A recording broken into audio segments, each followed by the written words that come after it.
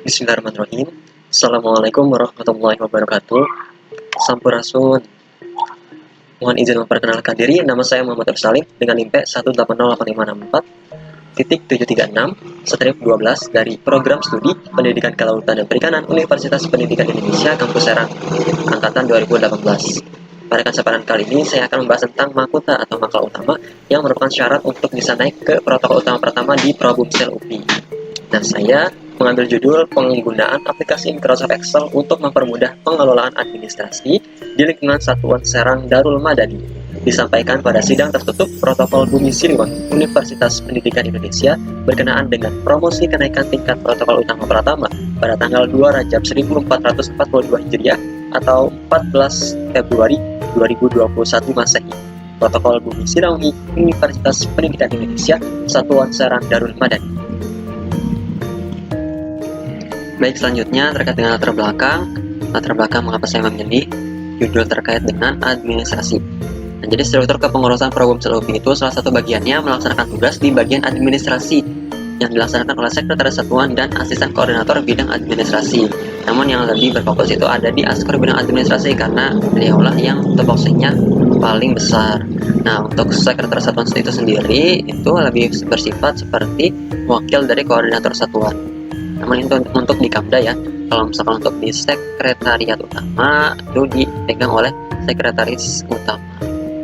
Nah, tugas-tugas yang dilaksanakannya pun mencakup seluruh hal yang berkaitan dengan administrasi, begitu untuk pendataan keluar masuk persuratan, pembuatan berbagai jenis surat, baik itu untuk surat undangan, surat permohonan izin tempat, surat permohonan izin pembicara, dan lain sebagainya. Baik itu perekaman seluruh persuratan dan dokumen, pembuatan proposal, dan masih banyak lagi. Nah, untuk selama ini gitu ya di Satuan Serang Darul Madani untuk pembuatan surat menyurat memang perlu adanya aplikasi Microsoft Word. Nah, itu memang sudah tupoksinya untuk pembuatan surat itu di Microsoft Word. Namun seperti misalkan ada yang perhitungan seperti rekapitulasi penilaian, nah untuk yang hal-hal yang seperti itu tentu yang lebih efektif itu di Microsoft Excel. Nah, namun untuk di Satuan Serang Darul Madani ini masih belum terjamin gitu ya, berarti masih jarang untuk menggunakan aplikasi Microsoft Excel ini. Nah, untuk itu, oleh karena itu gitu ya, untuk memudahkan dalam hal pengelolaan administrasi di lingkungan Satuan Serang Darul Madani perlu adanya inovasi gitu ya untuk memudahkan dalam pengelolaannya dan supaya bisa mengefisienkan waktu gitu. Kenapa gitu ya? Supaya kita juga tugasnya walaupun banyak, tetapi kalau kita bisa mengefektifkan dan mengefisienkan, nah tentu tugas yang kita kerjakan pun akan terasa lebih mudah dan cepat selesainya. Jadi ini pun seperti halnya penggunaan aplikasi Microsoft Excel ya dalam pengelolaan administrasi di Satuan Serang Darul Madani dengan harapan akan mempermudah segala aktivitas kepadatan yang ada di provinsi seperti itu. Dan kemudian ada rumusan masalah, tujuan, dan manfaat. Untuk rumusan masalahnya, yang pertama itu bagaimana standarisasi pengoperasian aplikasi Microsoft Excel secara umum. Kemudian yang kedua, bagaimana cara mengoperasikan sekaligus kegunaan aplikasi Microsoft Excel untuk keperluan administrasi di Probumsel UPI Satuan Serang Darul Madani. Nah, tujuannya yang pertama itu untuk mengetahui standarisasi pengoperasian aplikasi Microsoft Excel secara umum.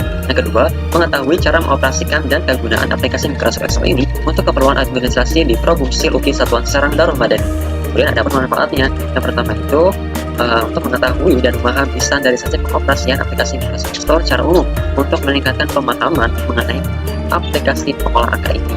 Kemudian dengan adanya aplikasi ini dapat menunjang di bagian administrasi sehingga dapat terselesaikan dengan cepat dan akurat dalam penugasan keprotokolan. Kemudian yang ketiga, dapat memberikan pemahaman kepada anggota tentang aplikasi yang dapat memudahkan dalam melaksanakan pengelolaan administrasi sehingga dapat dijadikan acuan oleh mereka. Nah, selanjutnya ada fungsi-fungsi dalam Microsoft Excel. Jadi sebelum kita mengoperasikan Microsoft Excel ini, tentu kita harus tahu terlebih dahulu apa saja fungsi-fungsi yang ada di dalam Microsoft Excel itu sendiri. Nah, untuk yang seperti terlihat di layar ya, untuk yang nomor 1 itu toolbar, terus nomor 2 quick access toolbar, kemudian yang ketiga konten jendela, dan yang keempat ribbon atau toolbar. Mungkin itu kurang lebih sama ya seperti di Microsoft lainnya, di Microsoft Word ya. Namun ada tambahan yang ada di Microsoft Excel seperti ada tambahan formula, kemudian ada load test ya, kemudian power pivot. Nah, seperti itu ada tambahan. Namun kurang lebih fungsinya sama, hanya saja untuk di Microsoft Excel ini lebih banyak perihal tabel ya seperti itu. Nah, kemudian Nah, bisa terlihat ya bahwasanya Microsoft Excel ini semuanya berbentuk kolom atau tabel gitu. Seperti yang bisa dijelaskan satu-satu ya. Yang pertama yang angka nomor 5. Nah, yang kelima itu namanya namebox. Namebox itu apa? Ya, bisa dilihat di situ. Jika kita mengarahkan misalkan di kolom ini, maka akan terblok sendiri ya. Terblok sendiri, karena itu dicontohkan warna hijau. Nah, itu kan paling atas kiri ya, paling atas kiri. Nah, itu namanya A1. Nah, itu namanya namebox.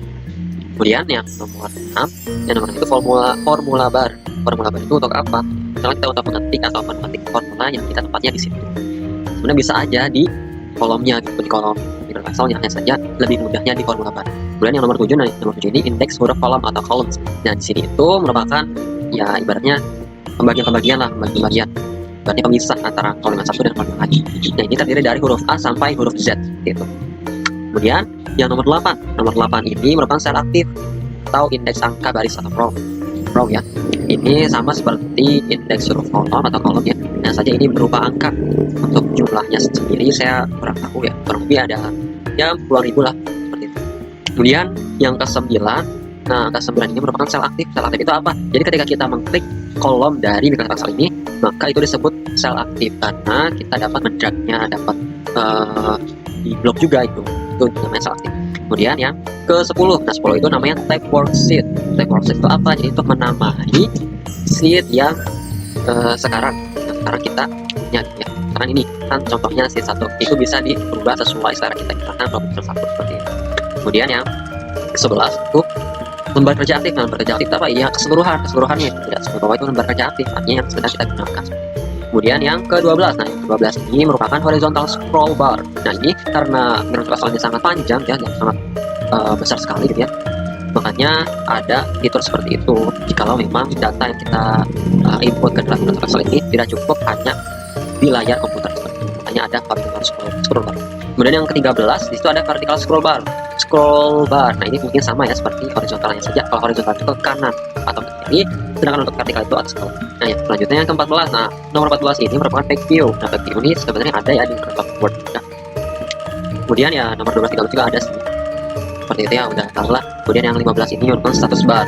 Jadi ini merupakan statusnya ya Microsoft Excel ini sedang digunakan. Di situ tertera tulisan ini. Nah, jadi ini merupakan penjelasan berdasar gambaran besar lah terkait dengan fungsi-fungsi yang ada di dalam Microsoft Excel seperti itu. Jadi mohon pada rekan-rekan yang ingin bisa praktekkan harus bisa mengetahui setidaknya ya terkait dengan fungsi dasar di Microsoft Excel.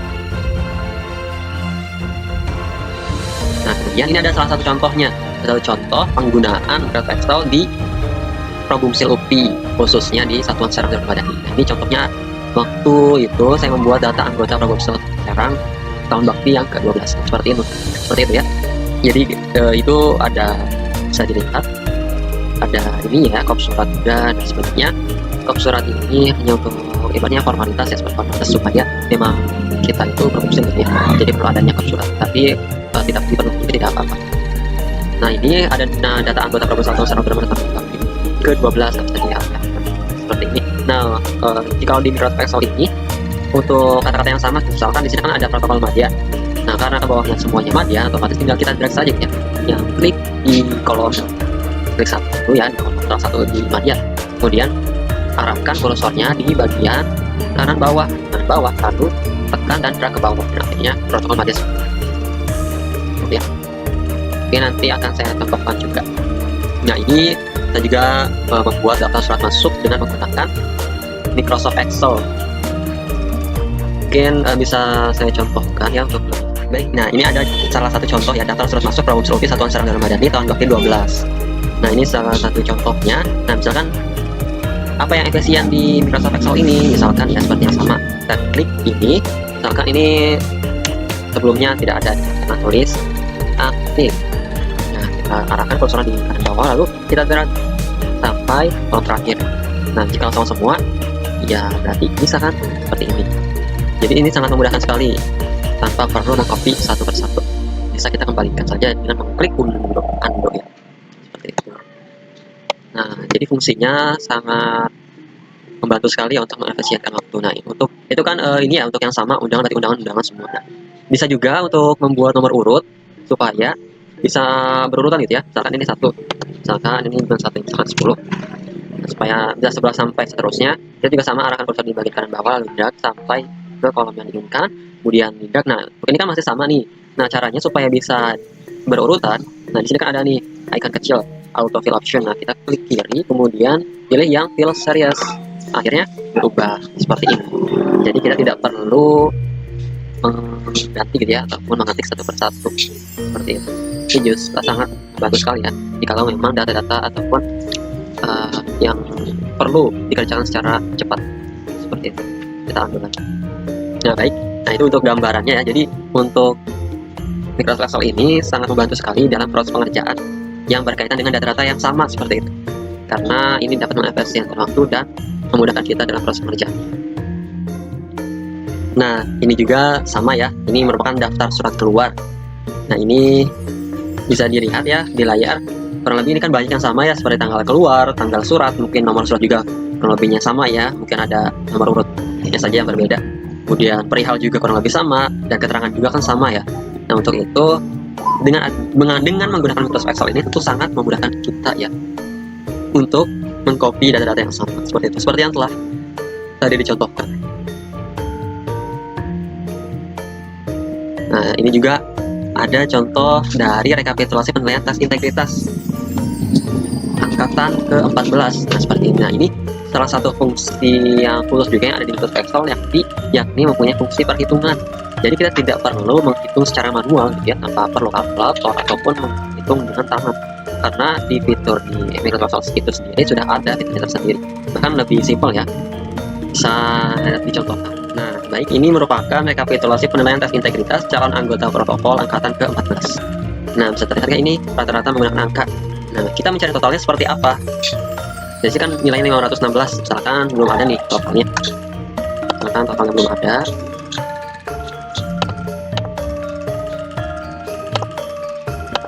Caranya bagaimana? Kita menggunakan rumus. Rumusnya itu biasanya selalu diawali dengan tanda sama dengan.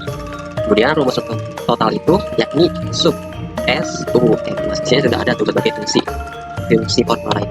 Kita klik dua, kemudian nah di sini tuh kita klik kiri lalu drag yang ingin kita jumlahkan. Nah, seperti itu. Nah, ditutup kurung lalu kita enter. Nah, bisa dilihat hasilnya langsung. Sungguh praktis ya. Jadi tidak perlu kita menghitung secara manual ataupun menggunakan kalkulator. Begitupun untuk mendapatkan nilai rata-rata. Hanya saja kurang lebih sama caranya seperti tadi ya dengan memblok. Nah, saja yang berubah itu, yang berbeda itu fungsinya. Di sini ada keterangan untuk average. Ya, berarti kita menggunakan rumus average. Seperti itu. Yakin bisa dipahami untuk sampai sini. Nah, baik. Selanjutnya ada manfaat dalam menerapkan Microsoft Excel ya. Sebelumnya kan kita sudah melakukan praktek langsung ya, dan teori juga sudah. Nah, ini ada pun manfaatnya nih. Sudah bisa diambil kan setelah praktek langsung tadi. Tentunya dapat mengefisienkan waktu dalam perekaman data-data itu ya. Karena kita dapat mengcopy data dengan mudahnya, dapat menggandakan dengan mudahnya, tentu ini dapat mengefisienkan waktu. Kemudian yang kedua, dapat melakukan penggandaan tulisan dengan mudah. Tentu juga ya, seperti yang tadi dicontohkan, kita dapat mengcopy satu data ke data yang lain itu sangat mudah sekali. Kita tanpa perlu mengklik untuk satu dia mengcopy, kita hanya mendrag saja, kita dapat mengcopy data tersebut. Kemudian yang ketiga, ini tidak kalah penting ya, dengan menguasai aplikasi Microsoft Excel ini, kita dapat menambah wawasan dan pengetahuan kita terkait dengan ilmu pengetahuan teknologi. Tentu ya, tidak sedikit kita komersil, kita juga harus bisa menguasai berbagai tech yang ada di masyarakat saat ini. Ya, untuk ke depannya gitu ya, karena seorang problem set itu harus bisa segalanya. Nah, adapun dalil Al-Quran pentingnya mempelajari iptek. Jadi di sini itu jelaskan ya, bahwasanya perintah untuk menguasai iptek itu tidak hanya tuntutan zaman yang harus kita ikuti perkembangannya, melainkan perintah untuk menguasai iptek itu telah diperintahkan langsung oleh Allah Subhanahu wa Ta'ala yang tercantum dalam Al-Quran surat Al-Alaq yang artinya, bacalah dengan menyebut nama Tuhan yang menciptakan. Dia telah menciptakan manusia dari segumpal darah. Bacalah, dan Tuhan yang maha pengajar, yang mengajar manusia dengan perantara kolam atau kalkulus. Dia mengajarkan kepada manusia apa yang tidak diketahuinya. Masya Allah. Jadi firman Allah dalam surat Al-Alaq ini memerintahkan untuk umat Islam menguasai teks. Allah memerintahkan kita untuk membaca, mengetahui, dan bebas mengeluarkan pendapatnya sesuatu yang sesuai syariat Islam dan tidak berlebihan.